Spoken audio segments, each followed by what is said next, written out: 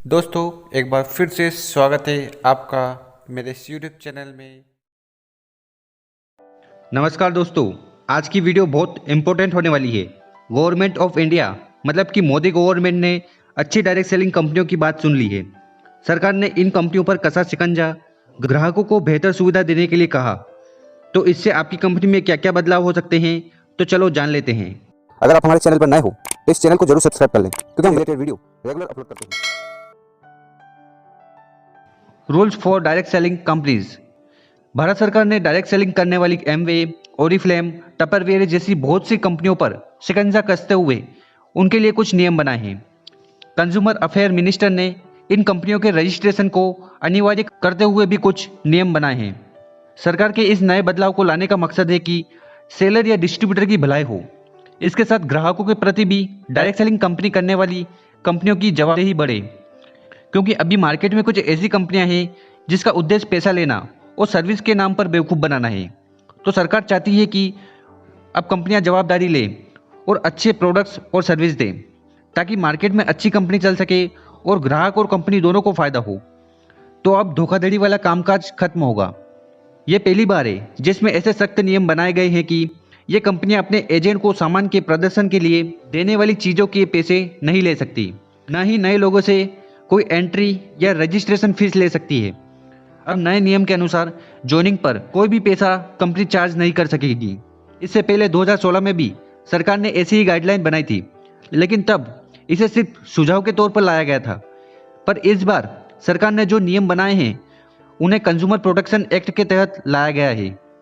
मैं आपको बता दूं, कंज्यूमर प्रोटेक्शन एक्ट 1986 कहता है कि कोई कंपनी या दुकानदार हेरफेर करता है या कंज्यूमर को ठगने की कोशिश करता है, कंज्यूमर एक ग्राहक के पास अधिकार है कि उसकी रिपोर्ट दर्ज करा सकता है और फिर उस ठगने वाले पर कानूनी कार्रवाई होगी। और इसके साथ अगर कंपनियां अभी भी नियम का उल्लंघन करती है तो उन पर जुर्माना भी लगेगा या उस कंपनी या धोखाधड़ी करने वाले को जेल भी जाना पड़ सकता है। भारत में डायरेक्ट सेलिंग में लगी हर कंपनी को इंडस्ट्री डिपार्टमेंट DPIIT के साथ रजिस्टर होना जरूरी है और रजिस्ट्रेशन नंबर मिलने के बाद कंपनियों को कंपनी के वेबसाइट, इनवॉइस और बिल पर अच्छे से दिखाना होगा, ताकि ये प्रूफ हो सके कि एक रजिस्टर्ड कंपनी है। साथ ही कंपनियों के पास डेडिकेटेड एग्जीक्यूटिव भी होना चाहिए जो लोगों के झगड़ों को सुलझाएं। साथ ही इन कंपनियों का एक 24x7 कस्टमर केयर नंबर भी होना चाहिए, जहां ग्राहकों की समस्या का निपटारा हो सके। और इसके साथ एक ऑफिस होना भी आवश्यक है, चाहे वो भारत की कंपनी हो या विदेश की कंपनी हो, उनके पास एक फिजिकल ऑफिस होना चाहिए। नए रूल्स में यह भी कहा गया है कि कोई भी direct selling company pyramid scheme को बढ़ावा नहीं देगी, ना ही मनी सर्कुलेशन स्कीम के तहत अपना डायरेक्ट सेलिंग का बिजनेस करेगी। तो पिरामिड स्कीम क्या होती है? पिरामिड स्कीम में लोगों को और लोगों को जोड़ने के लिए पैसे दिए जाते हैं, ना कि उन्हें प्रोडक्ट या सर्विस बेचने को कहा जाता है।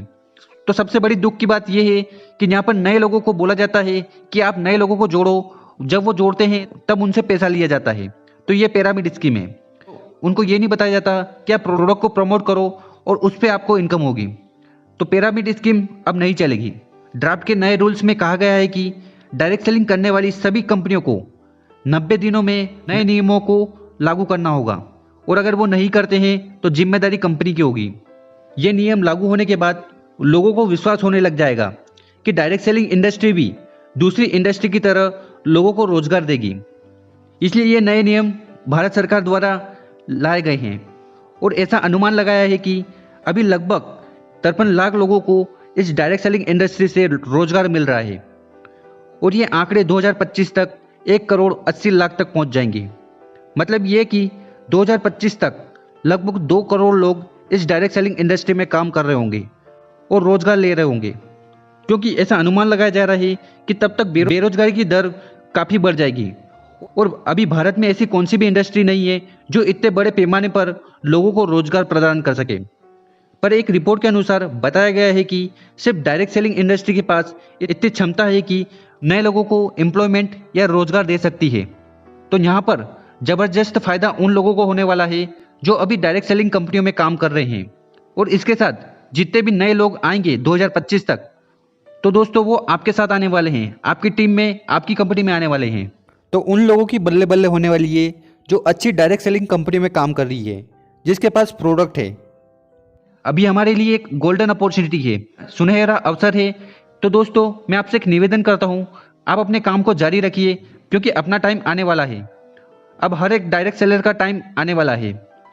सो दोस्तों, और इस वीडियो को अपनी कंपनी की टीम के साथ साथ उन सभी लोगों तक पहुंचाइए जिसको इसकी अभी तक खबर नहीं है, ताकि लोगों तक सही ज्ञान पहुंचे। तो उम्मीद करता हूं ये जानकारी अच्छी लगी होगी। ऐसी ही जानकारी भविष्य में मिलती रहे, उसके लिए चैनल को सब्सक्राइब करना ना भूलें। अगर ये वीडियो आपको अच्छी लगी हो तो इसको लाइक ज़रूर करें।